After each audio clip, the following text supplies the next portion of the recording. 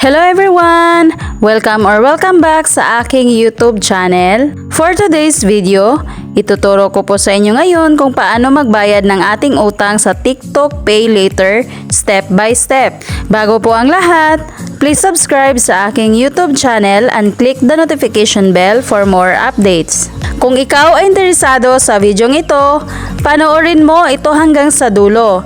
At guys, sana hindi po kayo mag-skip ng ads. Step 1. So diba guys, nag-post ako ng video na umutang tayo ng items sa TikTok?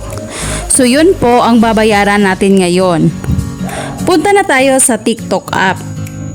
Pagkatapos, i-click itong shop. At itap din itong pay later. Makikita natin dito, 1,500 pesos ang aking credit line. At ang credit available ko ay 542.57 pesos.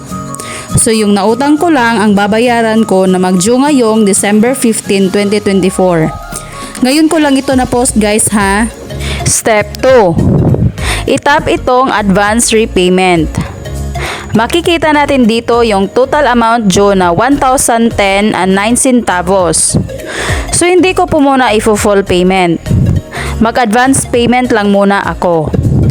So ilagay natin dito kung magkano ang advance payment. Sa akin, 100 pesos lang muna. Pagkatapos mo nang ilagay, i-click ang continue. Step 3. So pipili ka dito kung ano ang payment method mo. Sa akin, GCash ang pipiliin ko. Kayo na po ang bahala kung saan nyo gusto magbayad. So itap na ang GCash. Itap ang change. Dahil first time pa natin magbayad, ililink muna natin ang ating GCash number. So ayan, ilalagay mo yung GCash number mo dito. Pagkatapos, itap ang next. So dito, magsisend sila ng code sa GCash number mo.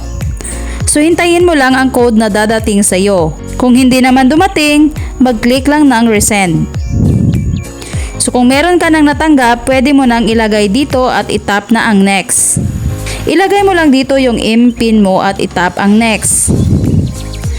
Dahil magbabayad tayo, i-access nila ang GCash natin. Itap itong maliit na box. Ibig sabihin, sumang-ayon ka. Pagkatapos, itap na ang authorize. So dito guys, magsisend ulit sila ng 6-digit code. Kung na-receive na, ilagay na natin dito. Pagkatapos, itap na natin ang next. Ayan guys, na-link ko na ang GCash account sa TikTok. Step 4. So ayan guys, meron ng GCash number dito. So magbabayad na tayo. Itap lang itong GCash na may number. Automatic na po yan na makalta sa GCash. So makikita natin dito, repayment successful na. So guys, nakapag-advance na ako ng 100 pesos sa utang ko. Dito guys, makikita nyo na dagdagan ang credit balance ko. Naging 642 and 57 centavos na. Yung binayad natin, nadagdag yon sa credit balance natin. Ganun lang po kadali magbayad guys. Sana natulungan ko po kayo. Dito na lang po tayo. Thank you for watching. God bless you everyone.